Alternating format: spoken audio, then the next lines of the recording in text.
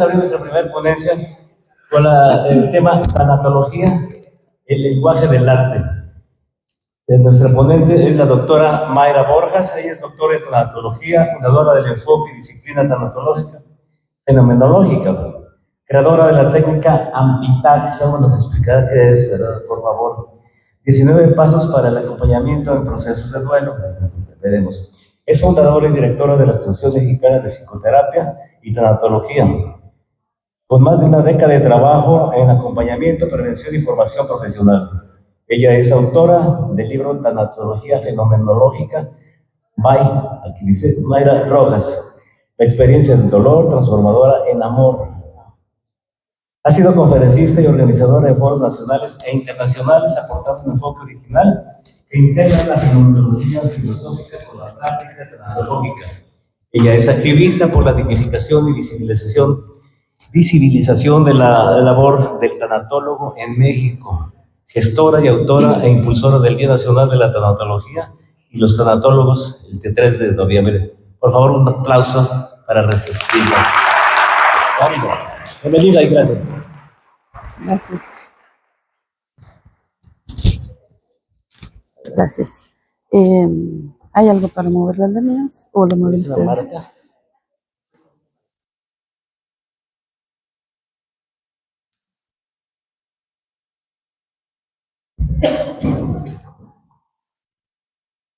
Y digo, ¿hay algo para mover las láminas o ustedes la mueven?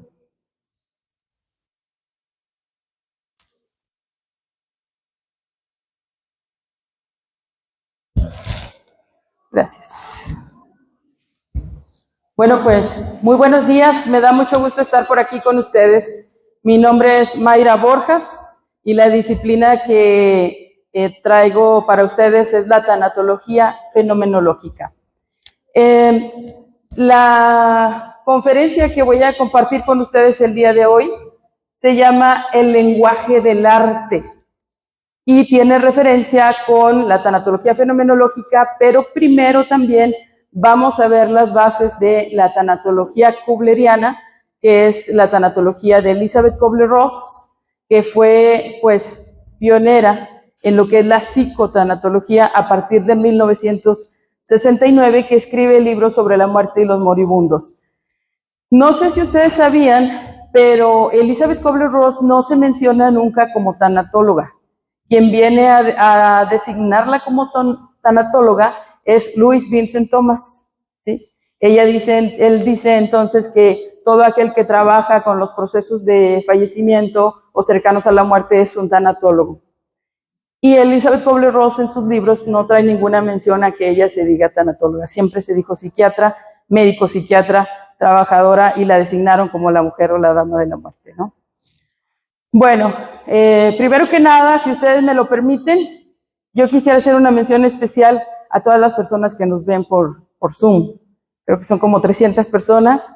Por ahí hay también algunos de mis alumnos. Saludos, me enviaron mensajitos de que están al pendiente de la información.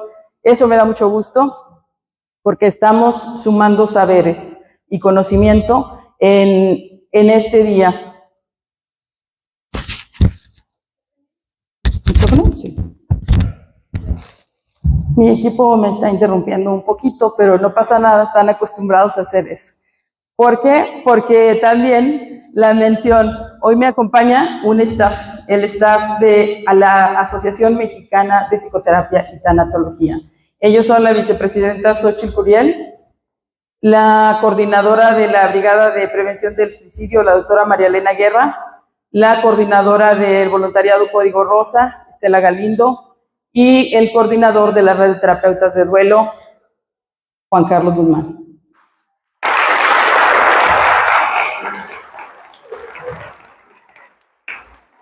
Como les comentaba, pues en el 2013 fundé la Asociación Mexicana de Psicoterapia y Tanatología, y hoy estamos viajando por el mundo dando a conocer la tanatología fenomenológica con ese libro magnífico, extraordinario, que ya todos pudieron acceder a él, ¿verdad? Precisamente ahí es un libro fundacional. Si bien la tanatología tiene una historia y muy probablemente sea tanatología fenomenológica desde antes, porque se practica. La fenomenología es una disciplina de saber práctico, ¿sí? No estaba descrita, ni designada, ni estructurada. Entonces lo que yo vengo a hacer es eso, poner una estructura, una designación, para que sea más fácil para los tanatólogos en formación poder tener una herramienta de base que les ayude con la labor que hacen. Entonces, tenemos dos enfoques para trabajar esta plática, esta conferencia. Uno es, si usted está pasando por una pérdida, esta información le puede servir. Pero si usted es tanatólogo en formación o tanatólogo ya formado y quiere saber un poquito más, esta plática también le va a servir, ¿sí? Entonces, desde ahí es de donde vamos a empezar a trabajar con lo que es la ponencia de hoy. Ahorita les hablaba un poquito de la historia, vamos a seguir hablando de eso, porque la primera parte de la conferencia es lenguaje simbólico de Elizabeth Kubler-Ross. 2 días anteriores nos ha precedido, todos los que están aquí lo saben, y también los de Zoom, nos han precedido personas que han estado hablando de eso. Incluso Ken Ross vino a hablar del lenguaje simbólico. ¿Por qué? Porque está en el libro Morir es de vital importancia, ¿sí? Y este congreso tiene como temática principal este libro, es su eje temático. Entonces tenemos que conocerlo. El lenguaje simbólico que manejaba Elizabeth Kubler-Ross hacía referencia a que el tanatólogo debe de tener las herramientas para poder discernir y para poder escuchar lo que la persona que está por fallecer o que tiene la posibilidad, así como que en la frente, de morir, quiere decir. Porque la muerte no es exclusiva de una persona que tiene una enfermedad. Si usted tiene vida, puede morir en cualquier momento, ¿sí? Solo que no lo estamos viendo constantemente, porque si nosotros estuviéramos constantemente pensando en la posibilidad de morir, se llama angustia de muerte. Generaríamos una angustia de muerte y entonces cada vez que ustedes salen de su casa, al momento de abrir la puerta, verían 10 posibilidades de cómo puedo chocar el día de hoy, ¿sí? 10 posibilidades de qué me puede pasar en un accidente. Eso ahora ya se llama ansiedad, porque usted está generando un escenario catastrófico antes de salir a la calle, ¿sí? ¿Para qué creamos los escenarios catastróficos? ¿Son malos? ¿Son negativos? No, señores y señoritas. Si ustedes están aquí, es gracias a esos escenarios catastróficos que entonces usted visualiza rápidamente y dice, no, me tengo que poner el cinturón. Me tengo que poner el cinturón, ¿sí? Y entonces me cuido. Ah, sí, existe la posibilidad. Gracias a ustedes. Si existe la posibilidad de que yo me vaya a, no sé, por ejemplo, a poner en riesgo, pues mejor no me pongo en riesgo. Entonces, ese temor está ahí para algo. Desde ahí entonces vamos viendo que nosotros como seres humanos tenemos la capacidad de restaurarnos. Por eso es que el duelo no se designa como una enfermedad. Hay designaciones en la literatura que se le llama duelo complicado y en otra literatura duelo interrumpido y en otra literatura duelo inhibido, duelo crónico, retrasado, enmascarado, etcétera, etcétera, ¿sí? Ahorita vamos a hablar del duelo, porque primero nosotros lo que estamos hablando es de la conciencia de muerte. La tanatología entonces es una ciencia que nos habla de la relación del hombre con la muerte, ¿estamos de acuerdo? En algunos conceptos, porque si se van a otros conceptos, nos vamos a la etimología de tanatología y está Thanatos y Logos, la ciencia que estudia los procesos del morir. Y a otras personas que no les gusta todo lo que abarca la tanatología, se van directamente a los procesos de duelo. Y entonces pensamos que la tanatología es igual a duelo, y tampoco es cierto. ¿Sí? Hay un axioma dentro de la tanatología fenomenológica que yo manejo mucho con mis alumnos. Este axioma es: ante síntomas de duelo, inevitablemente hay una pérdida. Pero ante una pérdida, no necesariamente hay duelo. Sobre todo si es un proceso de fallecimiento traumático. Si es un proceso de fallecimiento traumático como suicidio, como muerte inesperada, síndrome de cuna, ¿sí? Un infarto, un accidente trágico. Si usted vio, olió, oyó, estuvo ahí, el trauma entra por los sentidos. Y entonces usted va a tener un síntoma diferente, como un pensamiento que viene o una imagen de flash que no se quita de aquel evento traumático. ¿Sí? O un pensamiento repetitivo que está y está y está y no te deja vivir. Y entonces nosotros pensamos, es que está en duelo. No, no está en duelo. Tiene un proceso traumático que impide el proceso de duelo, porque el proceso de duelo sería un declive adaptativo, ¿sí? Es decir, nosotros regularmente estamos con problemas, ¿sí o no? ¿Quién de aquí no tiene problemas? De una vez que levante la mano. Cierto. No, nosotros estamos con problemas, ¿cierto? O sea, manejamos los problemas del diario. Que si el tráfico, que si la deuda, que si la economía, que si cómo le voy a hacer para qué outfit le vamos a poner al doctor Simi, que ha sido muy galante para todos ustedes. Ok, los problemas del diario, ¿sí? Entonces nosotros estamos aquí. Cuando sucede un evento disruptivo, algo que viene e interrumpe nuestros problemas que regularmente podemos manejar, entonces ahí es donde empezamos a generar estrés. Sobre todo si tenemos una amenaza física o psíquica para la vida. Si nosotros pensamos que tenemos la posibilidad de morir, inmediatamente nos pasamos de aquí hasta acá.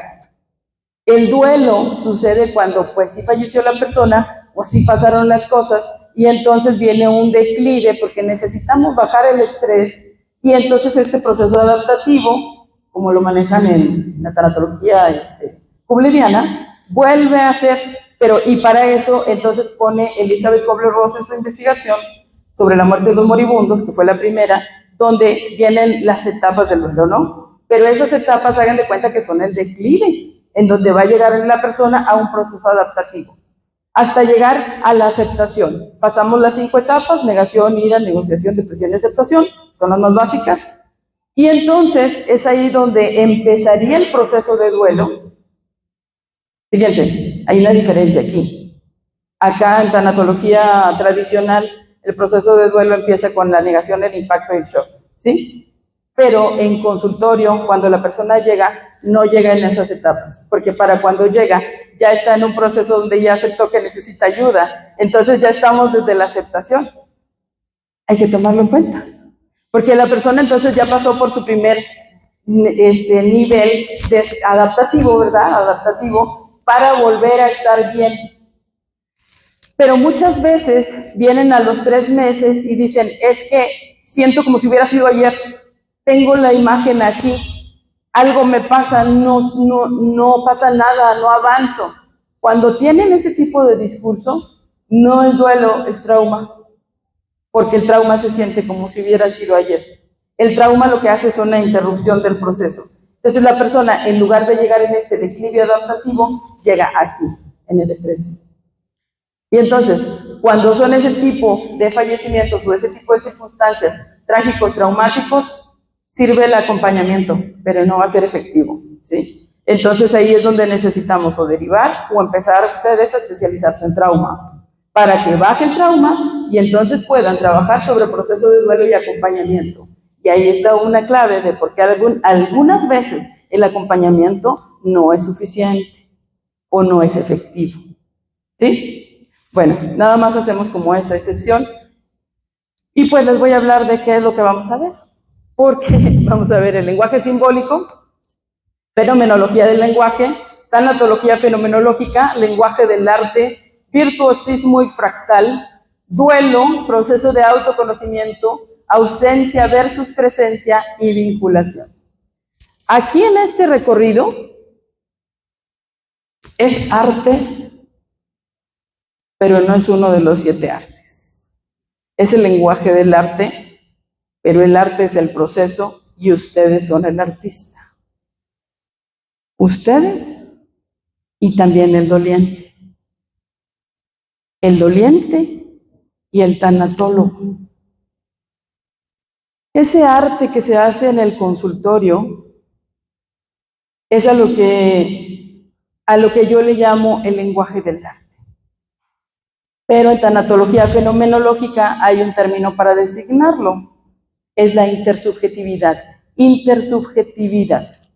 Yo tengo mi subjetividad, tú tienes tu subjetividad, me platicas tu experiencia, escucho tu experiencia y en base a mi experiencia estoy contigo, acompañándote de alguna manera en base a ese momento, y eso que se da es la intersubjetividad.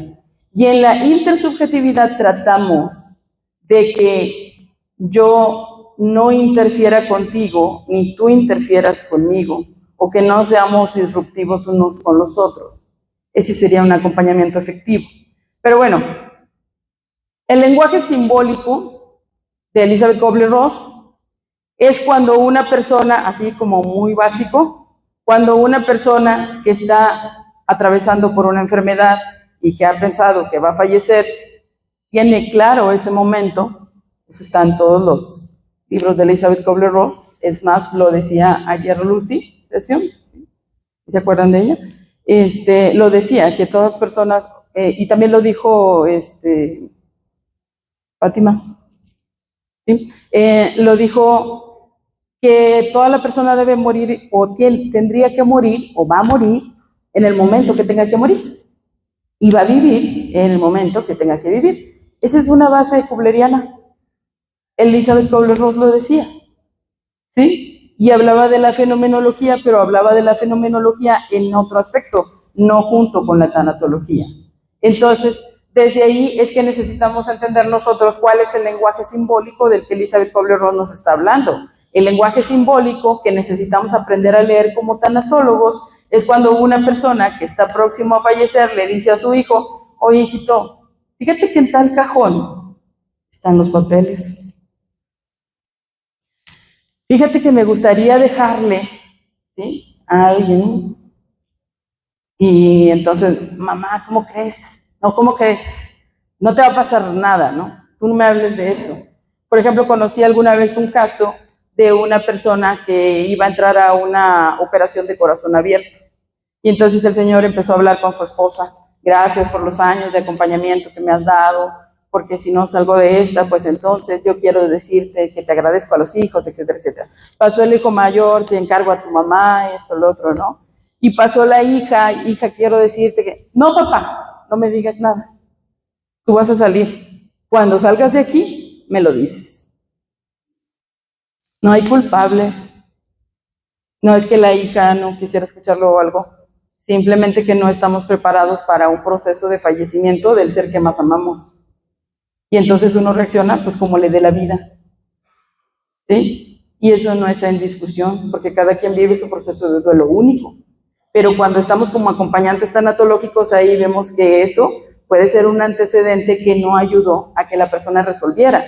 Eso es el lenguaje simbólico de Elizabeth Kubler-Ross, ¿sí? Entonces, lo que nos pide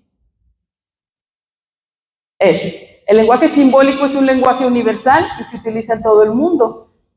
No hay nadie que se esté muriendo, ya tenga 5 años o 95, que no sepa que se está muriendo. Y la pregunta no es: ¿le digo que se está muriendo? La pregunta es: ¿puedo escucharlo? Y esto está sacado del libro Morir es de vital importancia, de Elizabeth Kubler-Ross, ¿sí? Esto es a lo que ella le llamaba el lenguaje simbólico. Entonces la pregunta es: ¿puedo escucharlo? ¿Ustedes como tanatólogos están aptos o están listos para ir a sentarse al lado de una persona que tiene un proceso de pronóstico reservado o terminal y escuchar sus miedos y necesidades. Si no están listos, vayan al libro sobre la muerte de los moribundos, capítulo 12, terapia del enfermo de muerte. ¿Sí? Porque ahí viene, en su base kubleriana, en el libro de Elizabeth Kubler-Ross, nada más que no en este de morir es de vital importancia, sino que viene sobre la muerte de los moribundos, pero ahí le está la clave. Hasta casi lo podemos ver por pasos. Primero trabaja el pensamiento catastrófico, primero trabaja tus miedos y luego ve y siéntate con tu experiencia, ve y siéntate con la persona que está por fallecer. No le tengas miedo. Porque más ayuda un corazón que no teme, ¿sí?, que uno que tiene muy buenas intenciones, pero que tiene todo el temor del mundo. Entonces, aunque el acompañamiento es muy eficiente, también tenemos que estar preparados. ¿Estamos de acuerdo en eso? Por eso tienen certificaciones, ¿no? Ahora sí vamos con lo que es la tanatología fenomenológica, la fenomenología del lenguaje. En la tanatología fenomenológica hay también pasos muy claros para poder acompañar. Uno de ellos es practicar la epogé. La epogé o la epogé es un término filosófico que tomamos de la fenomenología para poder trabajar desde un inicio con una mirada compasiva, ¿sí? ¿Qué es la epogé? La epogé es entender que comunicamos incluso con nuestra mera presencia. Ayer les decía una de las conferencistas, si ustedes llegan con miedo, la familia lo va a notar. Si ustedes llegan con nervio, la familia lo va a notar, ¿sí? Entonces, es entender que comunicamos incluso con nuestra mera presencia y esto haría una gran diferencia cuando se trata de expresar lo que duele. Pero practicar la epogé es una mirada sin juicio. La epogé es mirar sin juicio. Cuando ustedes llegan y dicen, ¡ay, no, qué bárbaro! Eso es un juicio, ¿sí? ¡Ay, no, es que pobrecita, mira lo que le está pasando! Eso es un juicio. Entonces, algo bien difícil en la tanatología es dejar de mirar sin juicios. Eso lo tienen que practicar. Lo tienen que practicar desde que nos dan una noticia. Si a ustedes les dan una noticia de que a alguien le pasó algo pues negativo, ¿verdad? Un accidente o algo, ¿qué dirían? ¿Es una buena noticia o es una mala noticia? Pero si les dicen que se sacaron la lotería o que les tienen un regalo, ¿es una buena noticia o es una mala noticia? ¿Cómo? Buenísima. Pero la cosa aquí es que solo es una noticia. Nosotros le ponemos la intención. Ah, pues es una noticia, eso es la neutralidad. ¿Sí? Pero como las consecuencias de esa noticia me afectan directamente, entonces es una mala noticia. Pero si las consecuencias de esa noticia me traen alegría, entonces es una buena noticia. El tanatólogo tiene que estar atento a esto desde que llega la persona a la que va a acompañar o desde que usted va a acompañar a la persona. Porque se tiene que analizar de pies a cabeza. Me duele la cabeza, me duele el estómago, me duelen los pies, me duele la punta de la uña, no me duele nada. Si algo empieza a suceder dentro del consultorio, dentro del espacio hospitalario, que me empiezo a sentir mal o algo no es mío. Pero tienen que aprender a leerlo. ¿Sí? Se los dijeron ayer muy simple, sienten la energía. Pero es esto, si ustedes estuvieran en conciencia de ustedes, van a estar más atentos a su práctica tanatológica y van a empezar a trabajar sin polaridades. No hay bueno ni malo, hay hechos. Si nosotros dejamos los hechos, entonces quitamos una complicación del proceso traumático. ¿Cuál es una complicación del proceso traumático? El estado de indefensión. La persona que ha sufrido un trauma ya se siente impotente y ya se siente indefenso. ¿Cómo lo sacas de eso? Pues vamos a apapacharlo. Pues no, porque le estás corroborando lo que ya tiene. Por eso es importante saber trabajar paso por paso. ¿Ok? Bien, entonces también tenemos que la tanatología fenomenológica, felicidades para los que compraron el libro porque ahora les va a servir. Es la ciencia que mediante el método fenomenológico busca explicar la experiencia del ser humano ante la muerte o pérdida, sea esta la propia o la de una persona cercana. En concepto, la tanatología fenomenológica es la ciencia que nos ayuda a hacer conciencia de muerte para vivir plenamente. Fíjense, qué bonito, página 51. Si nosotros hacemos conciencia de muerte, entonces podemos vivir plenamente. Por eso es importante que no le tengan miedo a la palabra muerte. Muerte, matar y morir. Muerte, muerte, muerte. No le tengan miedo. Si ustedes la mencionan, no va a llegar. Bueno, va a llegar en el momento que tenga que llegar, pero no porque ustedes la mencionen.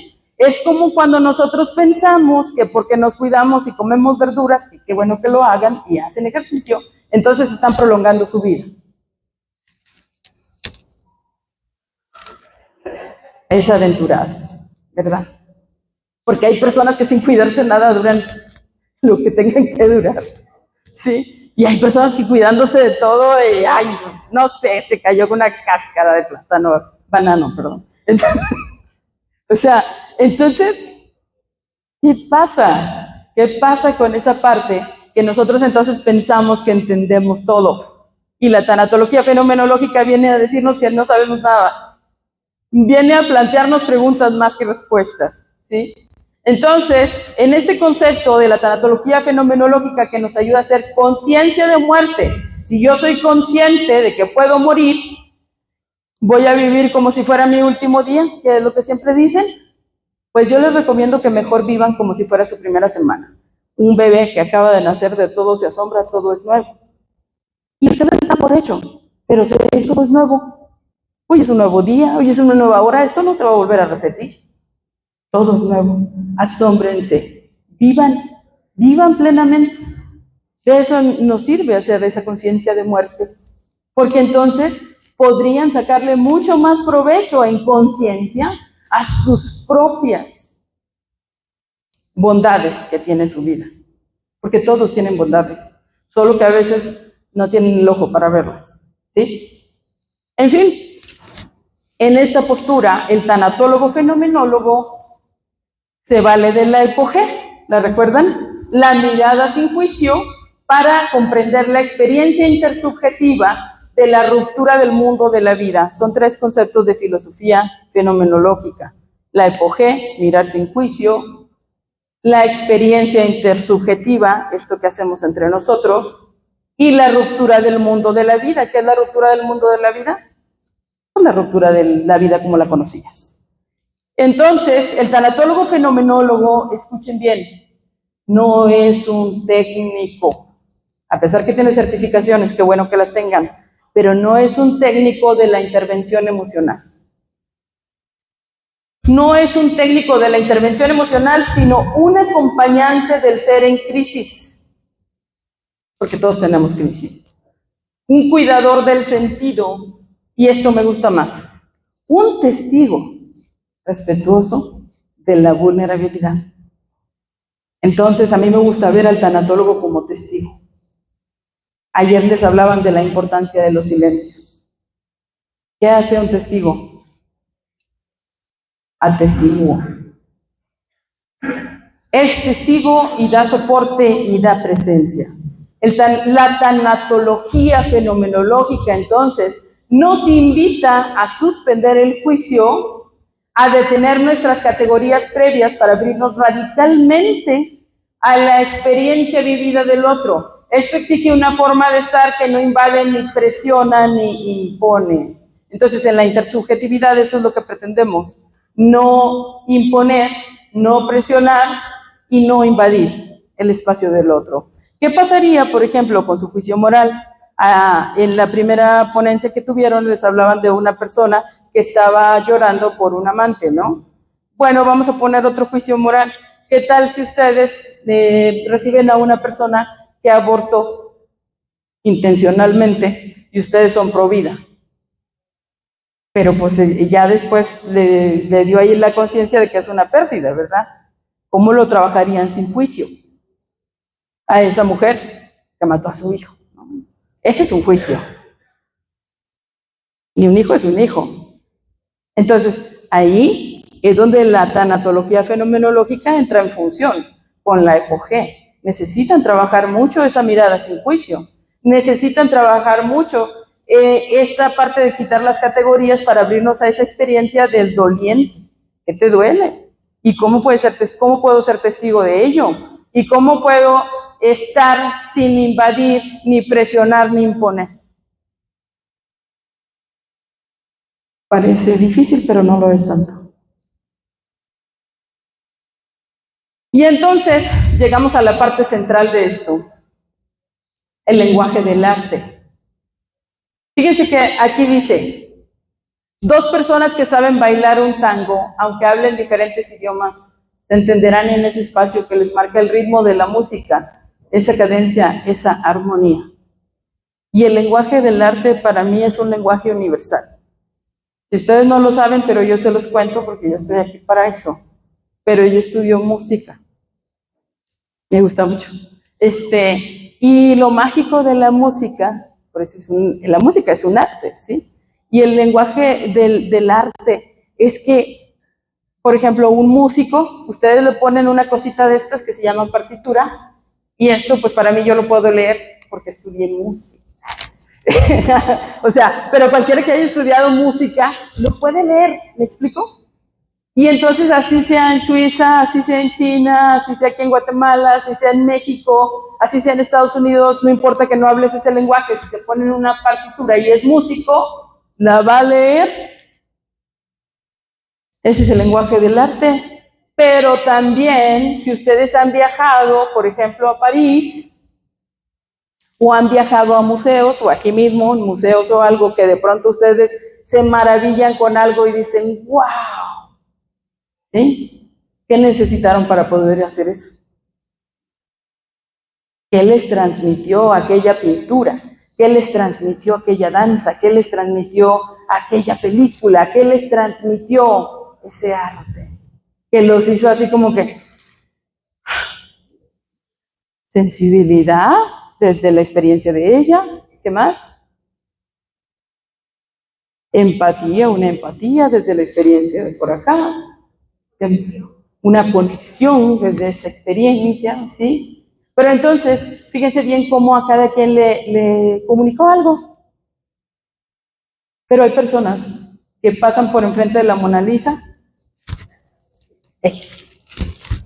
una pinturilla más, ¿sí? Entonces, también hay que tener una capacidad para poder asombrarnos del arte. Para mí el lenguaje del arte, que es un lenguaje universal, es el lenguaje del amor y del dolor. Así no hablemos el mismo idioma. Si alguien llora, nosotros vamos a tender a saber que está mal. O saber que se siente mal, no, que está mal. ¿Sí? Vamos a tender a querer apapacharlo, vamos a tender a querer decirle, oye, ¿qué te pasa? ¿No? ¿Qué ha pasado contigo? ¿Cómo estaban, por ejemplo, en las conferencias anteriores? Estaban muy conmovidos. Estábamos desde un lenguaje universal. Todo el mundo entiende el amor y todo el mundo entiende el dolor. ¿Sí? Entonces, a mí me gusta pensar que la tanatología fenomenológica en la práctica es como eso, un lenguaje simbólico entre el doliente y el tanatólogo. Y la tanatología fenomenológica facilita esa experiencia intersubjetiva. Entonces decíamos, 2 personas que saben bailar un tango, aunque hablen diferentes idiomas, se entenderán. Este es otro arte, la danza. Si hubiera aquí 2 personas que bailan tango y nos ponen un tango, se levantan y lo bailan aunque ni siquiera se hable. ¿Sí? ¿Conocemos a todas las personas que llegan al consultorio o conocemos a todas las personas que vamos a acompañar en el hospital? No lo conocemos. En cambio saben bailar tango y nosotros también. Nos ponen música y bailamos. Ese es el lenguaje del arte, la tanatología fenomenológica. Esa es la fenomenología del lenguaje. ¿Sí? Entonces el escenario es el consultorio y se necesita un entendimiento que tiene un ritmo, una cadencia. Ustedes preguntan, ¿qué lo trae por aquí? Pásale por acá. ¿Cuál es su nombre? ¿Sí? Y la persona que dice, es que yo me llamo tal, pero me pasó tal, y entonces tal, y ahí vamos. Y se hace una magia tan sanadora, se hace una magia tan única que no hay una sesión igual a otra. Nunca. Así es que por más que tenga los años de experiencia en práctica clínica, siempre tengo una expectativa cuando voy a trabajar con otra persona. Siempre da un nervio antes de trabajar con otra persona. Porque la intersubjetividad, la empuje, el acompañamiento, ese lenguaje universal siempre está presente. Ah, pero es que no.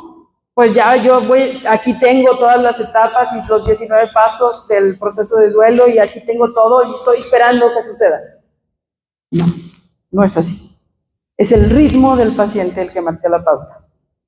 O del doliente. Paciente, en psicoanálisis, por ejemplo, dicen paciente al padeciente y la persona viene que padece y no se puede, padece en el presente, por eso le dice paciente, ¿sí? Y no se puede apartar del dolor, tiene una vulnerabilidad. Todas las personas con las que trabajamos tienen una doble o triple vulnerabilidad, ¿sí? Las de la situación que está pasando, las de toda la situación que tiene alrededor, la de su propia historia. Y nosotros solo somos facilitadores de procesos. No vamos a salvar a nadie. Y eso ayuda para también cuando hay un proceso de culpa en los duelos, ¿sí? Porque entonces luego la persona dice, es que si yo lo hubiera llevado con otro médico, o si yo hubiera hecho algo diferente, si yo no hubiera tomado estas pastillas, si yo no hubiera hecho, ¿sí? No hay manera que puedas hacer algo ante la muerte. Es algo que no te corresponde a ti como ser humano, ¿sí? Muy bien, y entonces el escenario, el consultorio, el tanatólogo lee la partitura que trae el doliente y entre los dos hacen una bella melodía de entendimiento. Así la tanatología es ciencia, pero también es arte. Es encontrarnos más allá de las palabras, página 107. Y después tenemos entonces el virtuosismo y fractal. En una orquesta no todos los instrumentos son solistas. Hay algunos que simplemente sostienen la nota, que son el piso firme para que los otros sobresalgan. ¿Ustedes han visto una orquesta? ¿Y cuántos músicos hay? ¿Cuántos solistas? Porque se llaman solistas. Pero ese solista solo, ¿qué hace? Sin la base de la orquesta, ¿sí? ¿Por qué todos tienen partituras enfrente? Porque todas las personas que están en una orquesta sostienen la nota. Y sin esa nota, o sea, todos son importantes. Y si uno se equivoca, se nota, vaya. ¿Sí? Entonces, muchas veces como tanatólogos nos toca ser ese instrumento que sostiene la nota. No somos solistas. Somos ese instrumento que sostiene la nota, pero que hace funcionar a la orquesta. Ser el piso firme donde la persona logra volver a conectar con su principio de realidad. ¿De qué impresionante esto? Ser el espacio donde pueda tocar el dolor que le aqueja, mirarlo y afrontarlo sin temor a ser juzgada, sin temor a caer totalmente, porque danzaremos hasta que se pueda levantar. Y hay personas que dicen, no, es que no quiero llorar porque entonces sí, o no quiero vivir el duelo porque si lo vivo y entonces, dele, cáigase, porque no hay manera de levantarlo. Si él solo se sostiene, no va a haber manera de acompañarlo. En este horizonte, la tanatología fenomenológica, entonces, no es solo una ciencia del morir, sino una estética del encuentro humano ante lo irreversible. Fíjense qué bonito. Una estética del encuentro humano ante lo irreversible. Tanatología fenomenológica, página 109. Oh, me faltó decirles. Ese es el virtuosismo, entonces el virtuosismo hace que todas las personas sean arte, ¿sí? Y que entonces, permítanme tantito. Gracias.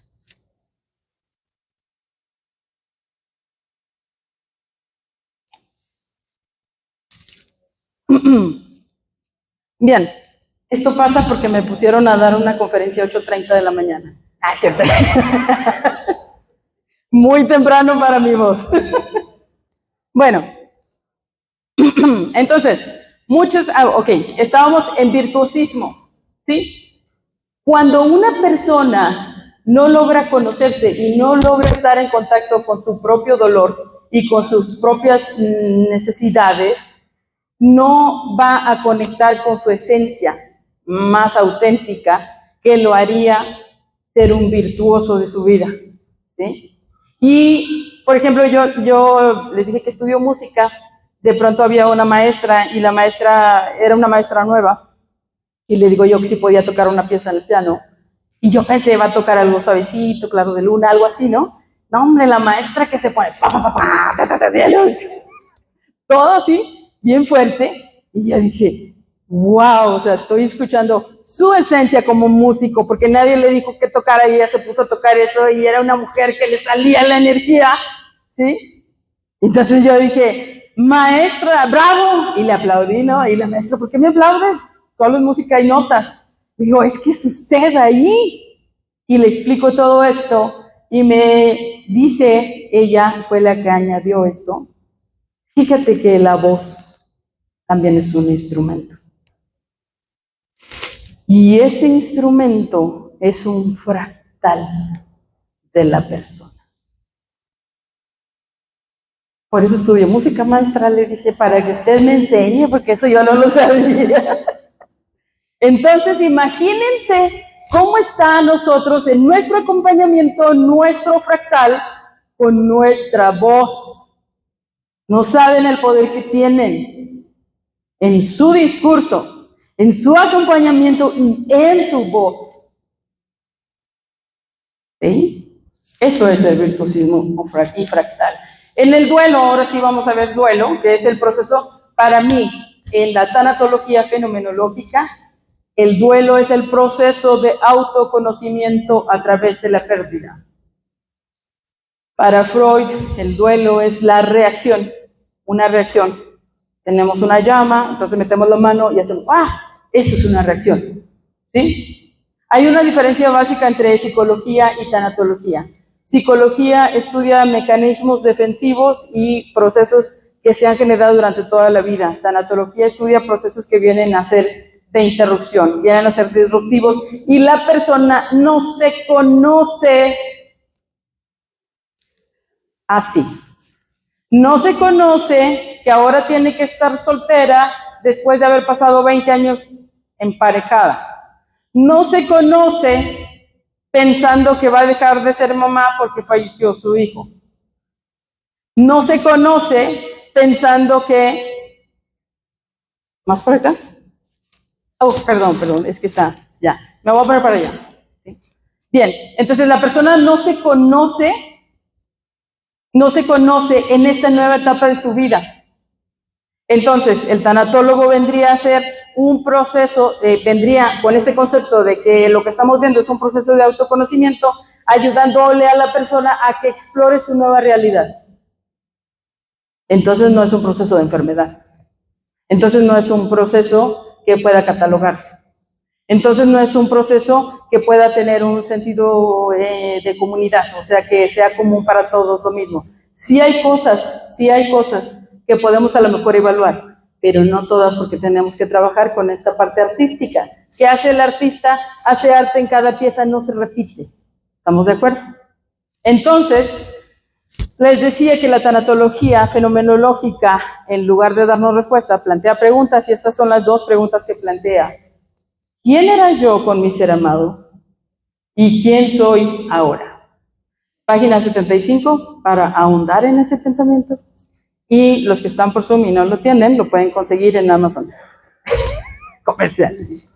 Bien, y un aporte más que a mí me gusta mucho, que siempre vemos el acompañamiento, te dicen, transforma la experiencia del dolor en amor y todo eso. Bueno, ¿y cómo?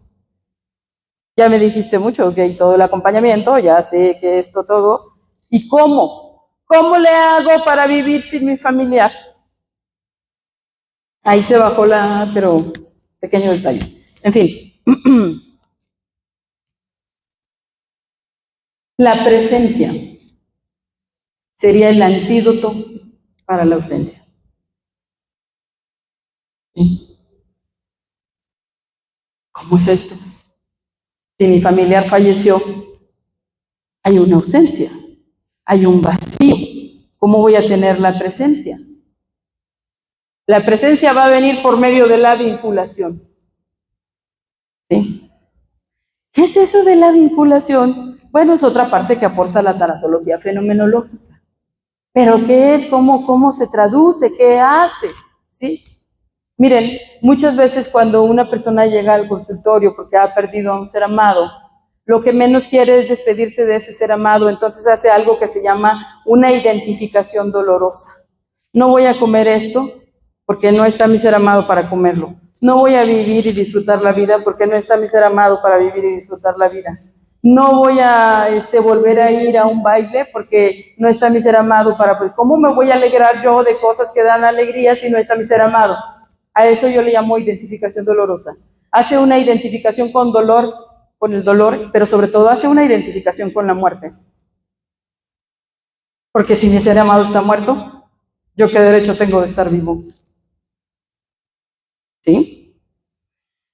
El tanatólogo tiene que tenerlo en mente, que ese es un riesgo que la persona está tendiendo a hacer. Una identificación dolorosa, identificarse con la muerte. ¿Cómo lo hacemos que se identifique con la vida nuevamente? Bueno, si separamos, por ejemplo, la ausencia es una ausencia física. ¿Qué es lo que se va de nuestro ser amado? El cuerpo. ¿De qué tenemos que despedirnos? Del cuerpo. ¿Qué nos da el cuerpo? Una respuesta, un abrazo, una frase, una mirada. Eso ya no lo voy a tener.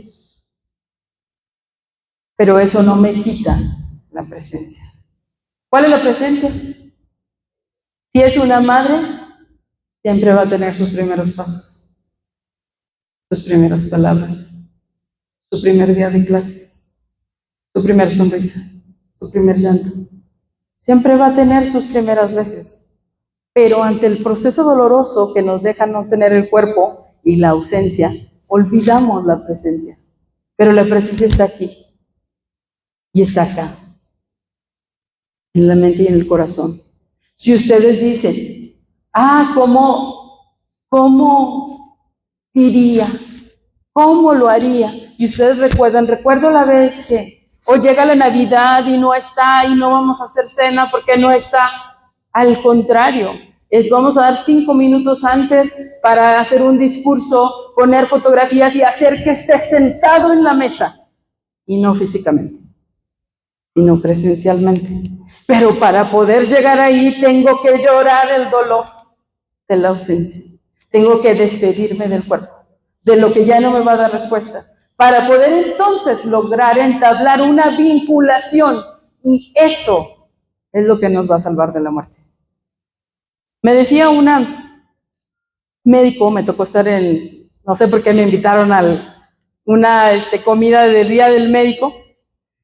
Bueno, sí sé por qué. Estoy en un comité de bioética y me invitaron dentro del hospital y entonces me tocó sentarme por ahí con una doctora, unas jóvenes, y estábamos pues platicando, ¿verdad? Y le estaba aportando así y se van, ay, gracias por el consejo. Y pues no estaba dando consejo, estaba hablando, pero no importa, ¿no? Entonces, pero luego vino como esa retribución fenomenológica, ¿no? Porque se sentó al lado de mí una persona que era una ginecóloga y me habló cuando me pregunta, bueno, ¿y qué haces? No, pues soy tanatóloga, lo otro, ¿no? Y entonces me dice, fíjate, doctora, que yo me parezco mucho a mi papá. Pero mamá falleció hace unos años. Y hace unos años que yo, cada vez que me veo en el espejo, veo su rostro, el rostro de su mamá. Y para mí fue como, wow, logró hacer una vinculación. Y le digo yo, fíjate que las mamás no se mueren nunca. Se quedan en los espejos para ver el rostro de los hijos que se les van haciendo viejos. Y esta es una cita de Magdalena Sánchez Blesa, que pueden encontrar en el libro página 231, se los voy a recitar para que no se queden con las ganas. Las madres no se van nunca. Yo pensaba que mi madre estaba en su tumba fría y la he encontrado en mis ojos. Llevo su boca en la mía. Mis andares son los suyos, mis gestos y mi mirada. Si me dirijo a mis hijos, utilizo sus palabras, todo lo que ella decía. Lo digo sin darme cuenta, toso como ella tosía, gasto las bromas de ella. Las madres no se van nunca, se quedan en los espejos para ver cómo sus hijos se les van haciendo viejos.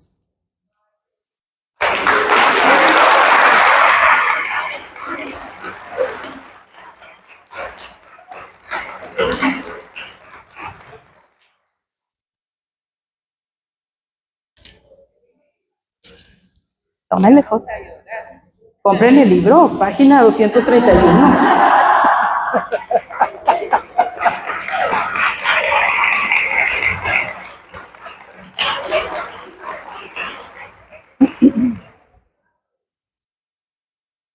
Para que me tomen una foto de este lado. Para que me tomen una foto de este lado, digo. Así de allá para acá.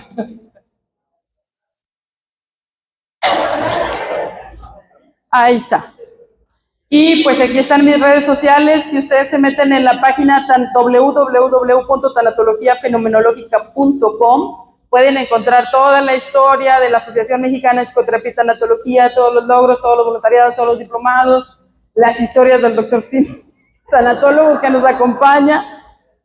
Nos pueden escribir a ampitag@gmail.com y en Facebook me encuentran como tanatóloga Mayra Borjas, en Instagram tanatóloga Mayra Borjas y el teléfono por WhatsApp más 52 86 81 69 63 85. Y por último, una mención.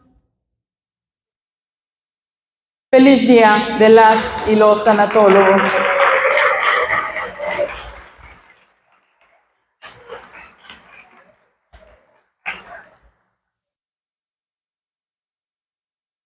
Estamos en tiempo.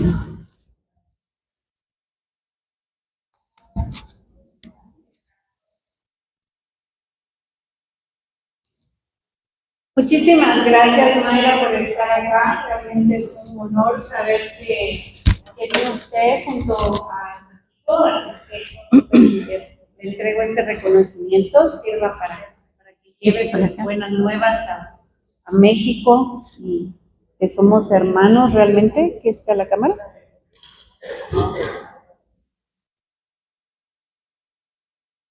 Somos hermanos realmente y hay en nosotros pues Gracias. hay una unión fraternal. Yo cuando estudié tanatología no tuve la oportunidad de estudiar en Guatemala, no, aunque sí existía en Guatemala un programa, no existía como tal algo que llenara las necesidades que en ese entonces yo necesitaba llenar, existenciales y personales. Me voy a México, estudio en una universidad de Monterrey y regreso a Guatemala ya como magíster en tanatología, dispuesta a generar un impacto. Pero algo que me llamó mucho la atención de México era que soy miembro de la Asociación Mexicana de Tanatología y ellos en aquel entonces cumplían 35 años de existencia. Entonces, a mí me llamó la atención todo lo avanzado que era el tema de la tanatología en México, un país tan cercano, pero tan lejano para nosotros, mucho más avanzado y mucho más cercano a la sociedad, incluso que en España, porque en España el modelo es muy diferente, es muy impersonal. En México se vivía de otra forma. Así es que muchísimas gracias, Mayra, y muchísimas gracias por este grado adicional de innovación en la tanatología. Y quisiera darle, tal vez que venga su equipo, que tomemos una foto con ellos. Ya que como decía,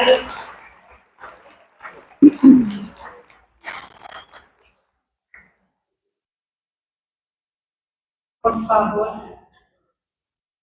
A ver. Si quieres, dáselo ahí. Alguien te hace el favor a mí.